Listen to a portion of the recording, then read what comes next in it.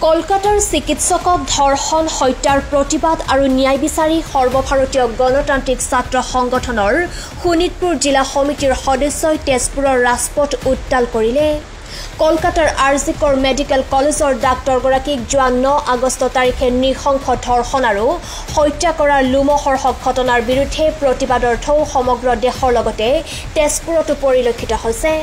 ছাত্ৰ সংগঠন AIDSO মহিলা সংগঠন AIMSSৰ শোণিতপুৰ জিলা কমিটিৰ যৌথ উদ্যোগত এই জঘন্য পাশবিক ঘটনাৰ তীব্ৰ নিন্দা জনাই তেজপুৰৰ কট চাৰিআলিত শতাধিক ছাত্ৰ ছাত্ৰী মহিলা আৰু যুৱক যুৱতীসকলে প্ৰতিবাদত সোচ্চাৰ হৈ ৰাজপথলৈ ওলাই আহিছে। শোণিতপুৰ জিলা সভাপতি আৰু সম্পাদক ক্ৰমে নয়নমণি চৌধুৰী আৰু মাধুৰ্য গগৈৰ নেতৃত্বত এই প্ৰতিবাদী কাৰ্যসূচী ৰূপায়ণ কৰা হয়। অত্যন্ত লজ্জাজনক বিষয় যি সময়ত পুলিচ প্ৰশাসনে অত্যন্ত গুৰুত্ব সহকাৰে এই বিষয়টোক লৈ এই ধৰণৰ ঘটনা যাতে দ্বিতীয়বাৰ গোটেই দেশৰ লগতে আমাৰ ৰাজ্যৰ সকলোতে ক'তো যাতে নঘটে তাৰ যি উচিত তদন্ত তাৰ যি বিভাগ হ'ব লাগিছিল।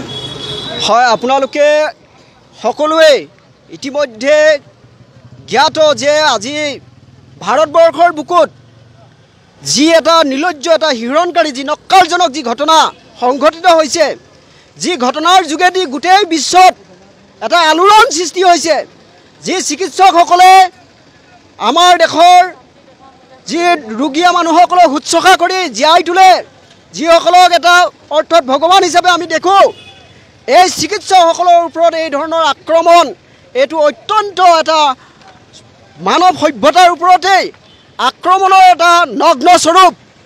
ফলত আমি বাস্তৱত দেখিছোঁ এই যি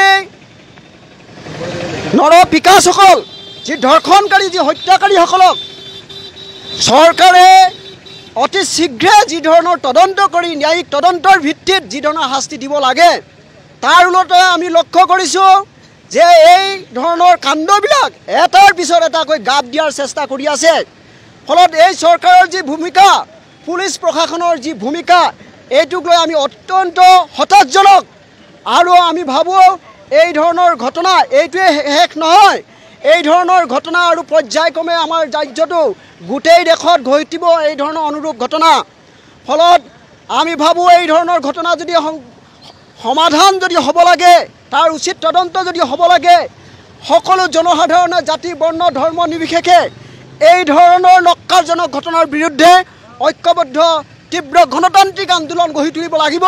আৰু তাৰ লগে লগে আমি ভাবোঁ এইটো খালি আমি এই জেগাতে সমাপ্ত কৰিলে নহ'ব, আমি ভাবোঁ তাৰ সমান্তৰালভাৱে গোটেই দেশত এটা উন্নত সাংস্কৃতিক বাতাবৰণ গঢ় দিয়াৰ কাৰণে আমি ৰাইজে আগবাঢ়িব লাগিব। আমাৰ প্ৰিয় ছাত্ৰ সংগঠন AIDSO আৰু মহিলা সাংস্কৃতিক সংগঠনৰ যৌথ উদ্যোগত আমাৰ গোটেই ৰাজ্যৰ লগতে আমি শোণিতপুৰ জিলাতো এই ঘটনাৰ তীব্ৰ আমি ঘৃণা আমি প্ৰকাশ কৰি আছোঁ। তাৰ লগতে চৰকাৰৰ ওচৰত আমি দাবী জনাইছোঁ এই যি ঘটনা, এই ঘটনাৰ ফাষ্ট ট্ৰেক আদালতৰ যোগেদি অতি শীঘ্ৰে ন্যায়িক তদন্ত হ'ব লাগে, দোষীক ফাঁচি দিব লাগে। আৰু তাৰ লগতে এই যি গণতান্ত্ৰিক আন্দোলনত যি ডক্টৰসকলে যি জনসাধাৰণে নামি আহিছে, এই গণতান্ত্ৰিক আন্দোলনৰ ওপৰত যিসকল গণতান্ত্ৰিক আন্দোলন ধ্বংস কৰাৰ চক্ৰান্তকাৰী, এওঁলোকৰ ওপৰতো কঠোৰতম ব্যৱস্থা হ'ব লাগে, বিচাৰ হ'ব লাগে। এই দাবী লৈ আমি এই শোণিতপুৰ জিলাৰ এই কোৰ্টৰ সন্মুখত, কোৰ্টৰ পাছালিত আমি এই দাবী লৈ আজি এই গণতান্ত্ৰিক আন্দোলন আমি গঢ়ি তুলিছোঁ। ধন্যবাদ। তেজপুৰৰ পৰা Rabindra Kumar Bora report, PI news.